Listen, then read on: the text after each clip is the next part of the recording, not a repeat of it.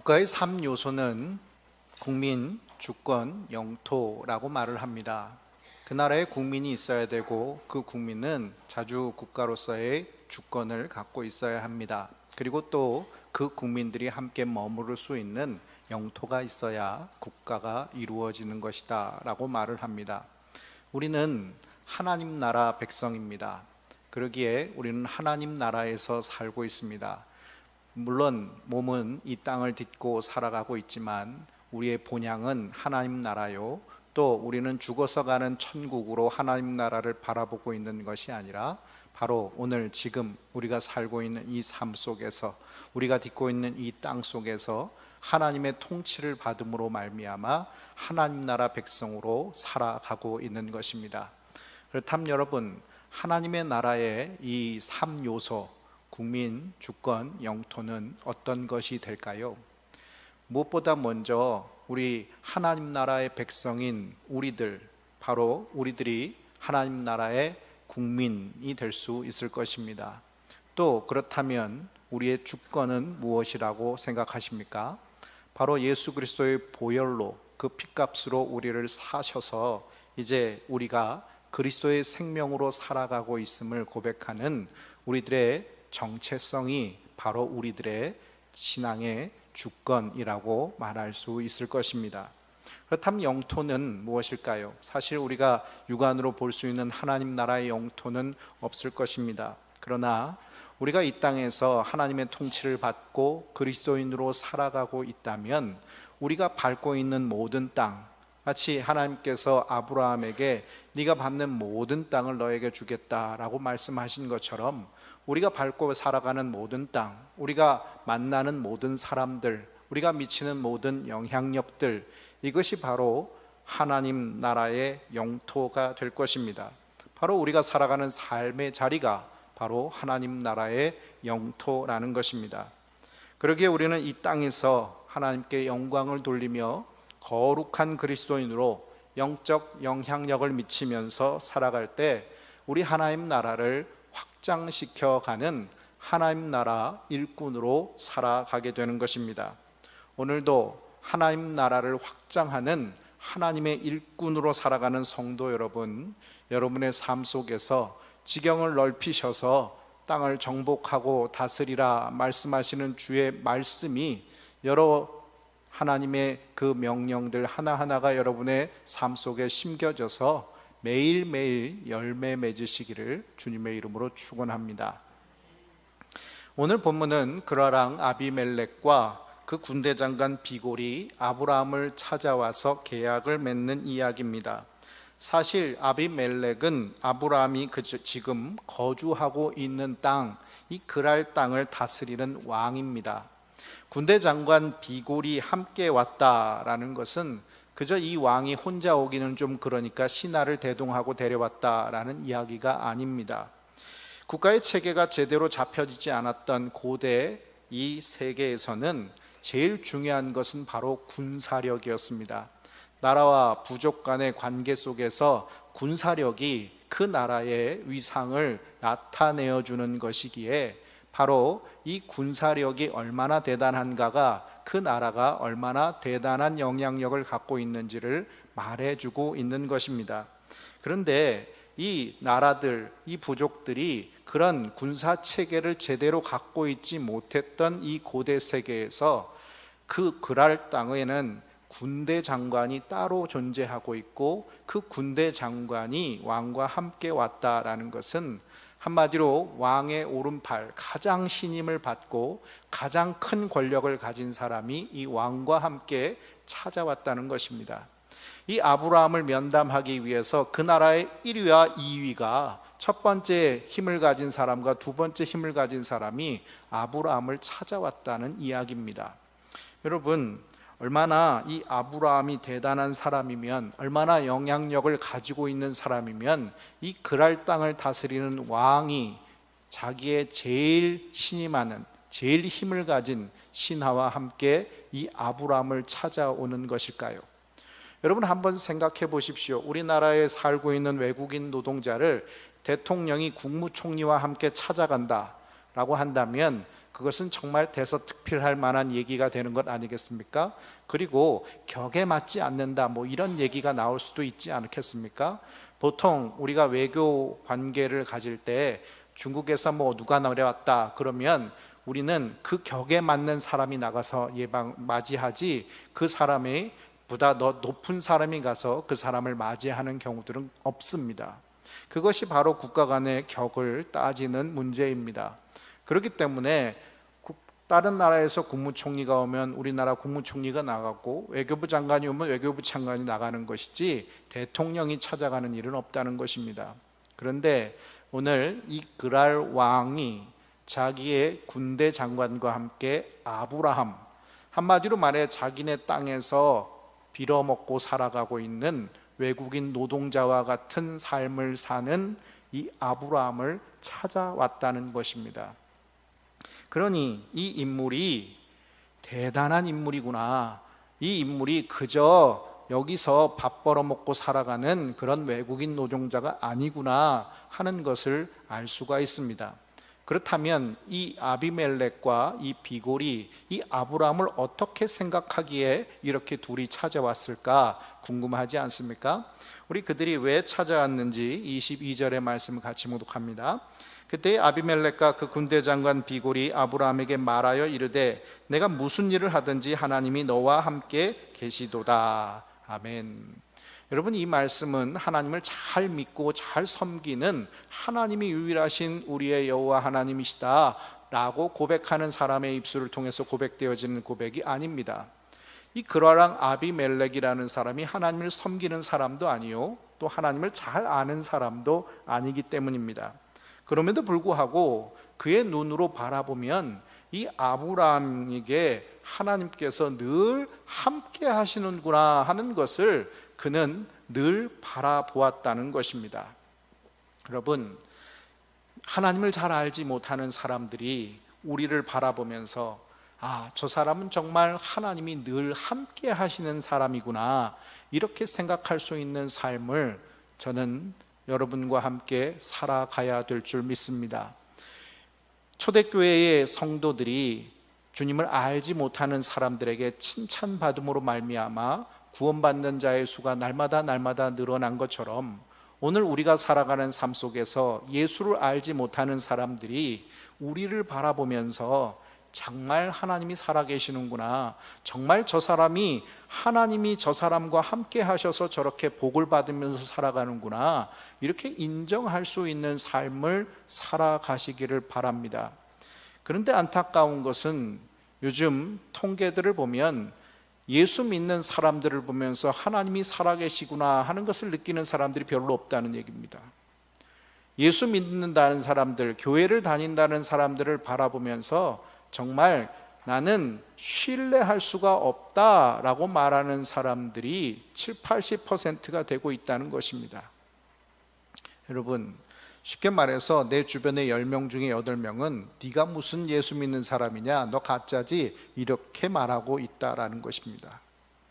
그러니 우리가 얼마나 두렵고 떨림으로 하나님을 섬겨야 될 것인가 하는 것을 생각해 보실 수 있기 바랍니다. 한 번의 예배를 드리는 것도, 또 한 번의 말을 하는 것도, 또 내 주변의 사람들에게 내가 예수 믿는 사람이라는 것을 드러내는 것도 두렵고 떨림으로 나타내실 수 있길 바랍니다. 혹여 두렵다고 해서 다른 사람에게 속여서 나는 예수 안 믿는데요 이러면서 자기의 정체성을 감추려고는 하지 마십시오. 내가 하나님의 사람이라는 것을 날마다 드러내면서 살 수 있을 때 우리의 삶 속에 하나님의 나라가 지경을 넓혀가게 된다는 것을 잊지 마시고, 늘 두렵고 떨림으로 하나님을 섬김으로 이 세상의 많은 사람에게 예수 믿는 사람이 다르게 사는 사람도 있구나, 참 거룩한 사람도 있구나, 이렇게 보여줄 수 있는 우리 삼각교회 성도님들이 되시길 바랍니다. 우리가 착각하지 말아야 할 것이 있습니다. 아비멜렉은 지금 누구를 두려워하는 것입니까? 아브라함을 두려워합니까? 아니면 그와 함께 하시는 하나님을 두려워하고 있습니까? 당연히 하나님을 두려워하기 때문에 찾아왔지 아브라함 일개 그 한 사람을 두려워해서 찾아온 것이 아니라는 것입니다. 그런데 사람들은 늘 착각하는 것이 있습니다. 자기 힘이 조금 세지면 자기가 무슨 무소불위의 권력을 휘두를 수 있는 사람인 것처럼 휘두르는 사람들이 있습니다. 자기가 돈이 좀 많아지면 자기가 신분이 다른 사람인 것처럼 행동하는 사람들이 있습니다. 하나님께서 주신 것일 뿐인데 그것이 자기에게 주신 달란트라고 여기지 않고 자기가 맡은 청직이라고 생각하지 않고 그것이 애초부터 자기의 것이요 나는 태생부터 다른 귀족이요 존귀한 존재라고 착각하는 경우들이 있다는 것입니다. 여러분, 어떤 사람이 대학에 들어가고 또 졸업을 하고 직장에 들어가고 그러면서 월급을 더 받고 직업이 세상 사람들이 인정해주는 그런 직업을 받았다 하면 그 사람이 그렇지 못한 사람보다 높은 사람입니까? 나보다 더 큰 차를 타고 다니는 사람들, 외제차를 타고 다니는 사람들이 있다면 그 사람은 나보다 신분이 고귀하신 분입니까? 나는 그 사람의 차를 운전하고 그 사람은 내 뒤에서 내가 운전하는 차를 타고 다니면 얼마든지 내 인격은 무시당할 수 있는 것입니까? 절대로 그렇지 않습니다. 그런데 오늘날 이루어지는 사건들 하나하나를 보면은 안타깝게도 목사님이 그렇게 하고 있고 장로님들이 그렇게 하고 있고 권사님이 그러고 하고 있다는 것입니다. 얼마 전에 군 부대에서 대장 부인이 갑질을 해가지고 문제가 됐다 하는데 거기에서 늘 얘기 나오는 것이 늘 그분이 교회를 가신다는 거예요. 그분이 교회 권사님이시고 남편은 장로님이시고 또 얼마 전에 제약회사 회장님 운전수 욕하고 그런 사람 또 장로님이세요. 예. 제가 목사라고 장로님 욕을 하는 것 같아서 죄송합니다만은 그런데 그렇다는 거예요. 그런데 여러분, 그분들이 교회 가서는 얼마나 존경받는 분이겠어요. 교회에다 헌금도 많이 하시는 분이고 사회적인 활동도 많이 하시는 분이고 높은 지위를 가지고 있는 영향력도 가지고 계신 분이니까 이런 분이 우리 교회 다닌다, 이런 분이 우리 교회 장로님이다, 이것 때문에 얼마나 그 교인들이 뿌듯해 했었겠어요. 그런데 이런 일을 하나 때문에 얼마나 교회가 욕을 먹고 그 성도들은 부끄럽고 이 예수 믿는 사람 전체가 얼굴에 먹칠을 하게 되느냐 하는 것입니다. 왜 그렇습니까? 자기 힘인 줄 알았습니다. 자기 능력인 줄 알았습니다. 그러니 존귀한 존재니까 하등한 존재까지 얼마든지 욕할 수 있고 비난할 수 있고 내가 멋대로 부릴 수 있는 것 아닌가라는 생각들이 자꾸 자기 삶 속으로 들어가게 된 것입니다. 여러분, 착각하지 마십시오. 내가 돈 모아가지고 많아지고 그래서 배부르고 배 튕기면서 살 수 있는 존재가 되었다라고 생각한다면 성경에 나와 있는 대로 그 밤에 그 부자의 생명을 거둬가시면 그 모든 것들은 누구의 것이 되겠느냐라고 말씀하시는 말씀을 기억해 보십시오. 돈이 능력이고 힘인 줄 알았는데 그 밤에 생명만 거둬가면 그것은 다 내 것이 아니더라는 것입니다. 여러분, 권력이 대단한 줄 알았는데 사울은 그 권력 하나 집착하면서 평생을 살았습니다. 뺏기지 않으려고 다윗 죽이려고 매 평생의 삶을 소진하면서 살았습니다. 그런데 결국은 어떻게 됐습니까? 하나님께서 그를 버리셨을 때 그는 더 이상 왕일 수 없었습니다. 하나님이 세우시고 기름 부으셨지만 그러나 하나님 앞에 버림받았을 때 그는 하나님의 왕일 수 없었다는 것입니다. 유대인 중에 유대인이라고 또 젊었을 때부터 이스라엘 모든 사람들에게 존경받는 랍비였던 사울은 어떻습니까? 그의 육체의 자랑으로 따진다면 그 사람은 학벌도 좋고 집안도 좋고 가진 것도 많고 뭐 하나 빠질 것 없는 그런 사람이 바로 사울입니다. 그런데 여러분, 그가 하나님 앞에 거꾸러졌을 때 자기의 본질을 바라보면서 외치는 말이 무엇입니까? 바로 나는 죄인 중에 괴수라고 말을 하고 있는 것입니다. 사실은 죄인 중에 괴수밖에 되지 않는 감도 안 되는 것들이 하나님 앞에 대단한 것인 줄 바벨탑을 쌓고 있는 모습이 오늘 우리의 미련한 모습들이라는 것입니다. 여러분은 얼마를 가지고 있습니까? 여러분은 얼마나 대단한 권력을 가지고 있습니까? 또 여러분이 가지고 있는 이름의 값은 얼마나 사람들이 알아줍니까? 그것 가지고 다른 사람 위에 올라서 있다라고 사람들 무시하고 나보다 못 배웠다고, 나보다 모른다고 그렇게 내려 깔지 마십시오. 그 사람 통해서 하나님은 약한 자를 통해서 강한 자를 부끄럽게 하시고, 없는 자를 통해서 가진 자를 부끄럽게 하시는 분이시라는 것을 잊지 마시기 바랍니다. 오직 교만치 마십시오. 겸손히 나의 등 뒤에서 나를 도우시는 하나님이 있기에 내가 지금 이 자리에 서 있는 것이다 생각하면서, 하나님, 내가 지금 하나님께 이 받은 것으로 어떻게 하면 하나님께 영광을 돌릴 수 있을까요? 어떻게 하면 이것으로 하나님이 기뻐하신 대로 사용하실 수 있을까요? 우리가 이렇게 기도하면서 우리에게 주신 달란트를 땅에 묻지 말고 하나님께 영광 돌리는 데 사용하실 수 있기를 바랍니다. 많은 사람들에게 갖고 있는 생각들 또 하나의 착각은 바로 하나님이 나를 얼마나 사랑하시는지, 하나님이 내가 기도하는 대로 내 기도 제목들을 다 들어주신다, 이렇게 말하는 사람들이 있습니다. 간혹 신방을 가보면 사람들이 그런 얘기를 할 때마다 저는 조금 민망할 때가 있어요. 왜 그러냐면 그분은 신앙생활 제대로 못 하시는 분인데 하나님이 자기를 사랑하셔서 다 채워주신다는 거예요. 그 얘기를 들을 때마다 정말 하나님이 그러실까? 하나님은 사실은 그게 아니라 집사님을 책망하고 싶으신데 집사님이 착각하고 그렇게 생각하고 있는 건 아닐까요? 라고 욕까지 차오르지만 신방 갔는데 남 욕하고 돌아오면 이게 신방이 되질 않을 테니까 그렇게까지는 말 못하고 말씀 속에서 잘 얘기를 하는데 들을 귀 있는 자는 듣고 못 듣는 사람은 못 듣고 그렇게 되는 거죠. 그런데 제가 전하는 말씀을 잘 들으면 그 얘기가 무슨 얘기인지를 알 수 있으실 거예요. 근데 여러분, 많은 사람들이 하나님이 내 편이 되주신다 이렇게 착각을 합니다. 그런데 여러분, 하나님이 네 편 내 편 어디 있겠습니까? 여러분, 옛날에 월드컵을 할 때 영국에 있는 성공의 성공의 그 목사님께서 기도를 하신 적이 있어요. 그것이 무슨 기도였냐면은 영국이 경기를 할 때마다 늘 볼을 차면 골대 안으로 들어가게 하시고 상대편에서 골을 차면 다 골대 바깥으로 가게 해주십시오, 이런 식의 기도 제목이에요. 그거 참 제가 그거를 언제 한번 읽어드린 적이 있는데 그 기도 제목들을 보면 참 가관이에요. 야, 목사님이 이렇게 기도해가지고 이거 되겠나 이런 생각이 되는데, 어떻게 보면 참 재미있고 유머 있는 기도 제목이기도 하지만, 그러나 또 우리는 그 가운데서 하나님이 내 편이 되주셔서 무조건 이기게 해주신다, 여러분, 이거 참 문제 있는 제목 아닙니까?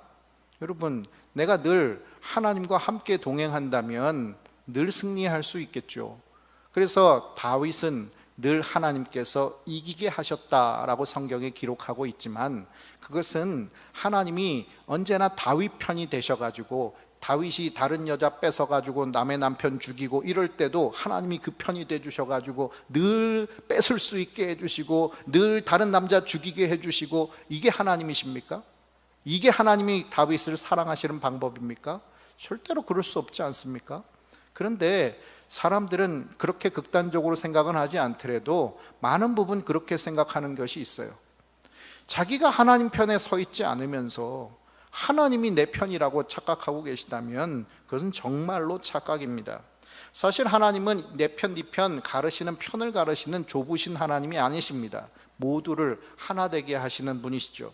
그런데 인간이 죄를 짐으로 인해서 편이 생기기 시작했습니다. 세상의 힘이 권력자와 힘 없는 자를 갈랐고, 돈 있는 부자와 돈 없는 가난한 자를 가르게 되었습니다. 그래서 세상에 힘 있는 자, 돈 있는 자가 불법을 행하고 이득을 취하게 됐을 때 힘 없는 자, 돈 없는 자는 억울하고 분하고, 그래서 매일같이 화를 내는데 그 화를 주체할 때도 없고, 또 화 한 번 잘못 냈다가 잡혀 들어가서 맨날 매를 맞든지 아니면 전 재산 몰수당하든지 이렇게 감옥에 갇히든지 하는 일들이 생기니까 목소리도 제대로 내지 못하고 그냥 숨죽이면서 살 수밖에 없는 거예요. 그럼 여러분, 바로 이러한 불의한 세상을 바라보면서 하나님은 어떻게 행하시는가? 세상은 항상 힘 있는 사람, 돈 있는 자의 편이 되었고 법도 그들에게 있었고 또 힘없는 자는 굴복시키는데 법이 언제나 활용되어지는 모습을 바라보면서 늘 가난한 자는 뺏기기만 하고 가진 자는 다 빼앗고 살아가면서 즐거워하는데 빼앗긴 사람들은 늘 슬퍼하고 애통해하면서 살아가는 이 세상의 모습을 보면서 하나님은 누구 편이 되어주시겠느냐는 것입니다. 하나님은 가난한 자의 편이 되어주시는 것이 아니라 공의로운, 공의를 위하여서 하나님이 공의의 편에 서 계신다는 것입니다. 다 빼앗기고 억울해서 분해서 괴로워 울 수밖에 없는 연약한 자들의 편에 서 주시는 것은 바로 그들이 억울하고 분한 것이 바로 불의함 때문이기 때문인 것입니다. 아비멜렉이 급하게 아브라함을 찾아온 이유가 무엇입니까? 우리 23절 말씀을 같이 봉독합니다. 그런즉 너는 나와 내 아들과 내 손자에게 거짓되이 행하지 아니하기를 이제 여기서 하나님을 가리켜 내게 맹세하라. 내가 내게 후대한 대로 너도 나와 내가 머무는 이 땅에 행할 것이니라. 지금 23절의 말씀을 보면 내가 내게 후대한 대로 너도 내게 행하라 라고 말하는 것, 이것이 바로 이 아비멜렉이 아브라함을 찾아온 표면적인 이유입니다. 전에 우리가 잘 알고 있지 않습니까? 마누라 팔아먹고 그 다음에 그 모든 것이 발각되었을 때 아비멜렉이 돈 엄청 주면서 너 나한테 다시금 이런 일 벌어지지 않게 빌어달라. 하나님이 선지자라고 불러주시니까, 그러니까 이 아브라함이 이 아비멜렉을 위해서 기도하니까 그 집안에 맺혀있던 모든 문제들이 해결되어지는 그런 일들이 있었죠. 그러니까 나를 속였지만 내가 너를 재산도 많이 안겨주고 너를 편안하게 갈 수 있도록 해줬지 않았느냐. 그러니까 내가 후대한 대로 너도 나에게 후대해달라. 이게 표면적인 계약을 맺고자 하는 이유였습니다. 그런데 사실 실제적인 이유가 숨어 있었습니다. 우리 25절 26절 말씀 같이 봉독합니다. 아비멜렉의 종들이 아브라함의 우물을 빼앗는 일에 관하여 아브라함이 아비멜렉을 책망하매 아비멜렉이 이르되 누가 그리하였는지 내가 알지 못하노라. 너도 내게 알리지 아니하였고 나도 듣지 못하였더니 오늘에야 들었노라. 여러분, 무엇 때문에 왔다는 것입니까? 사실은 내가 너를 후대했으니 너도 나를 후대해야 된다 라고 얘기하면서 옛날에 내가 잘해줬던 거 막 생각하게 하지만 실상은 지금 아비멜렉의 종이 아브라함의 우물을 빼앗은 일이 있었기 때문이라는 것입니다. 그 일로 인해서 이 아비멜렉은 생각나는 게 하나 있었습니다. 창세기 20장 보면 아브라함에게 속아서 사라를 취하려고 했을 때 한번 혼쭐이 난 경험이 있는 사람 아닙니까? 그러니까 자기가 아기를 가지고 사라를 취하고자 하였던 것이 아니었을 때도 하나님 앞에 혼쭐이 난 경험이 있는 이 아비멜렉이 남의 것을 억지로 빼앗아서, 힘으로 빼앗아서, 가지고 있는 권력으로 빼앗아서 자기 것으로 취했다면 하나님이 어떻게 하시겠는가, 이 생각이 난 거예요. 물론 아비멜렉이 명령한 것 같지는 않습니다. 그런데 일은 그렇게 처리가 된 거예요. 그러니까 이 아비멜렉이 가만히 있다가는 큰일 나겠다. 왜요? 아브라함은 늘 하나님이 함께 하시는 사람이니까. 일거수일투족을 하나님이 다 바라보시면서 하나님께서 늘 함께 하시고 하나님이 아브라함의 편이 되어주시는 하나님이라고 이 아비멜렉은 생각했기 때문입니다. 그래서 찾아왔습니다. 그래서 이 살아계신 위대하신 하나님의 이 능력을 이미 체험했던 아비멜렉은 이 일로 인해서 자기가 무슨 벌을 받지 않을까 걱정하는 마음속에서 찾아오고 마치 자기는 아무것도 몰랐다는 듯이 시치미를 떼면서 내가 너를 후대했으니 너도 나를 후대해라. 나는 이거 맺으려고 왔다. 이러고 있는 것입니다.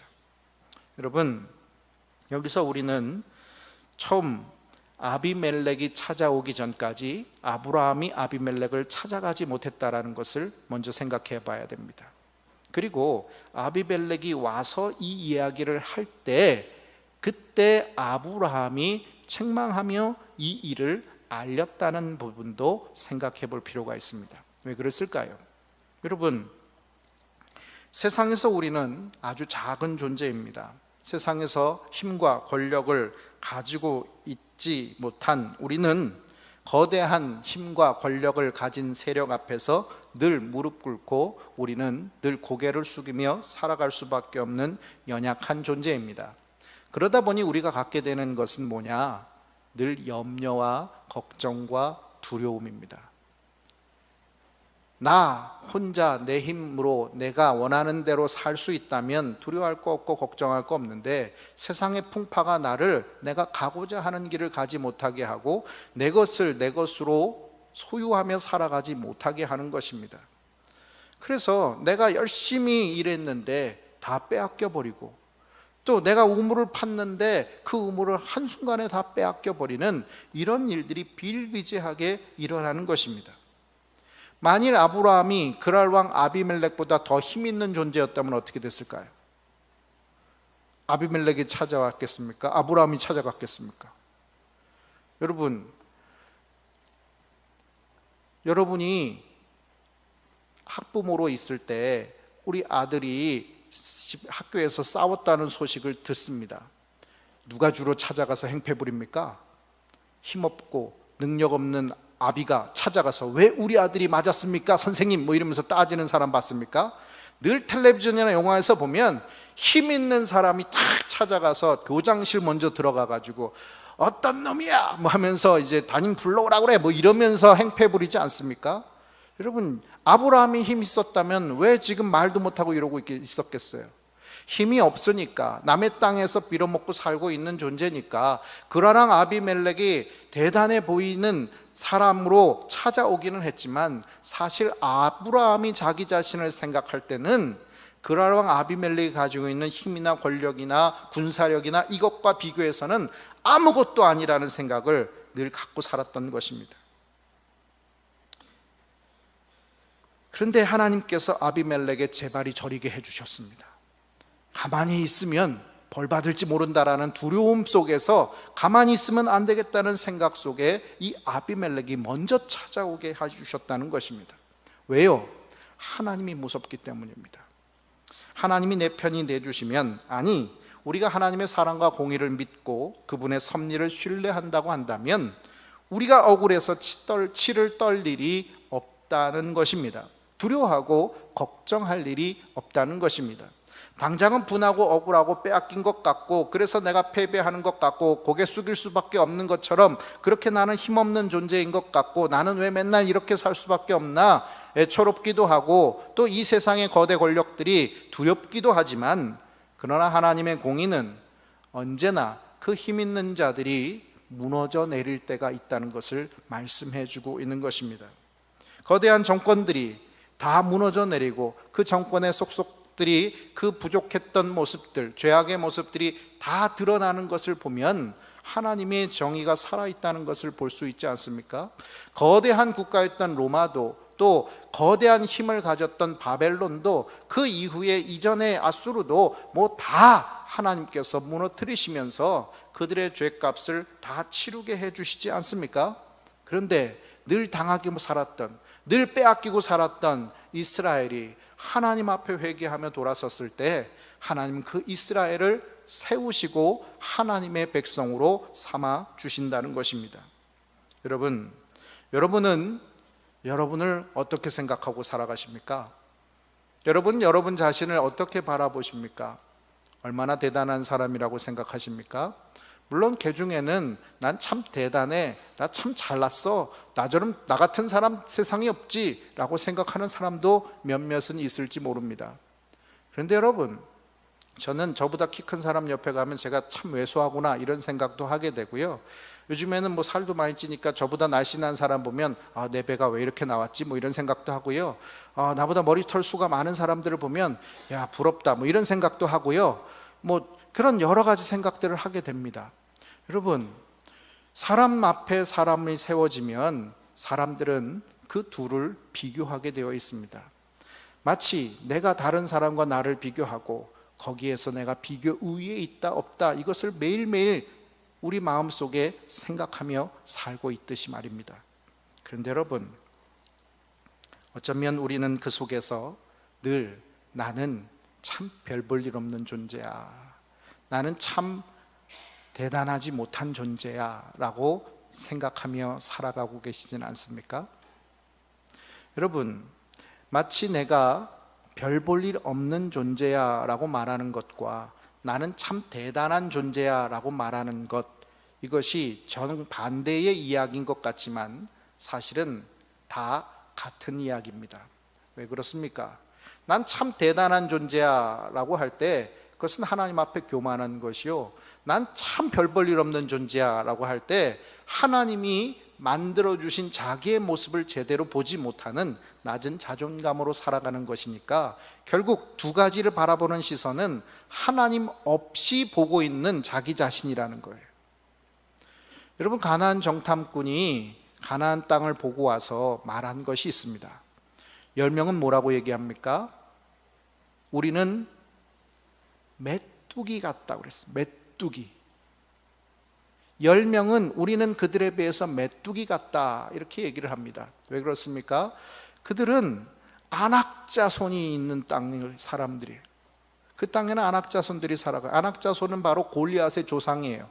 골리앗이 보통 키가 한 3m 정도가 된다고 하니까 사람들이 키가 다 3m씩 되는 사람들이 막 그 땅에 거주하고 있고, 다 산성들이 얼마나 잘 지어져 있는지 우리가 그 거인들과 싸워서 승리할 수 있을까?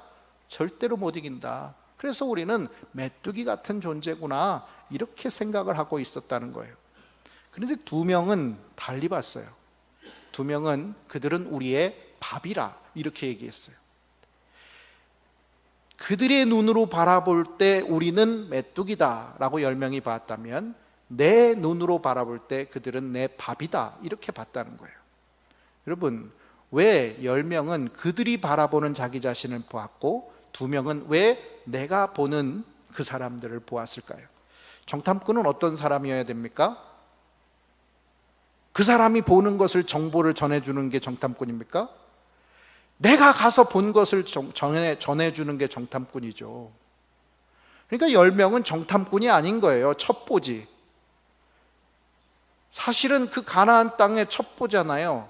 심리전 펼쳐가지고 야 니들 우리한테 잽도 안 돼 뭐 이런 식으로 얘기하고 있는, 보고를 하고 있는 거잖아요. 그러니까 사실 이 보고는 자기들이 보고 온 것을 바로 전하는 것이 아니라 그 사람들의 눈에 비친 자기들의 모습을 전하는 거니까 잘못된 보고일 수밖에 없어요. 그런데 12명만 제대로 된 보고를 하죠. 무엇이 다른 것입니까? 바로 하나님이 우리 편이다라는 이 생각, 하나님이 그 시선 안에 존재했을 때 바로 볼 수 있다는 것을 말해주는 거예요. 여러분, 정말로 이때 이 가나안 땅에 있는 아낙 자손들은 이 이스라엘 백성들을 바라보면서 니들은 메뚜기밖에 안 돼, 메뚜기 같은 존재밖에 안 돼 이렇게 생각했을까요? 여러분, 후대에 여호수아 2장 9절부터 11절에 보면 그 당시 이 가나안 사람들이 이스라엘 백성들을 어떻게 생각했는지 그 생각이 기록되어 있습니다. 우리 한번 여호수아 2장 9절에서 11절 구약성경 321쪽 같이 봉독하겠습니다. 여호수아 2장 9절에서 11절 말씀, 구약성경 321쪽의 말씀입니다. 같이 봉독합니다. 말하되 여호와께서 이 땅을 너희에게 주신 줄을 내가 아노라. 우리가 너희를 심히 두려워하고 이 땅 주민들이 다 너희 앞에서 간담이 녹나니 이는 너희가 애굽에서 나올 때에 여호와께서 너희 앞에서 홍해물을 마르게 하신 일과 너희가 요단 저쪽에 있는 아모리 사람의 두 왕 시온과 옥에게 행한 일, 곧 그들을 전멸시킨 일을 우리가 들었음이니라.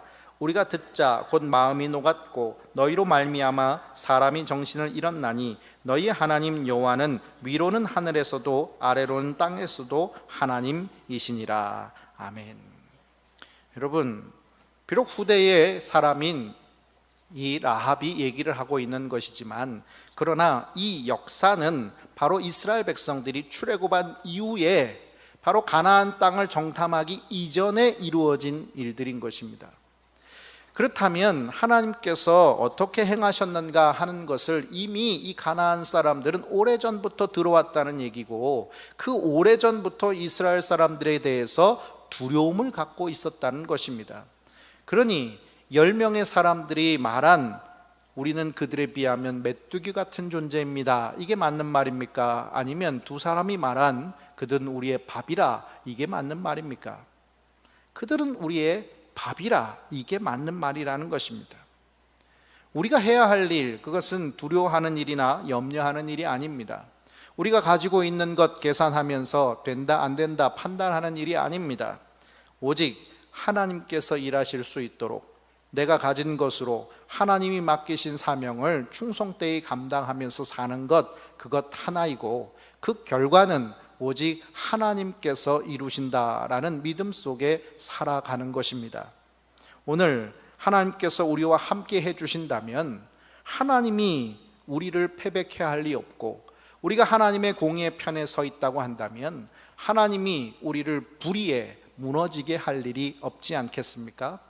오직 하나님의 때가 있고 신실하신 하나님의 약속을 우리가 받았다고 한다면 그 약속이 우리의 삶 속에서 이루어질 때까지 인내하며 하나님께서 승리케 하시는 그날을 향해서 열심을 다해 일하며 나아갈 수 있길 바랍니다.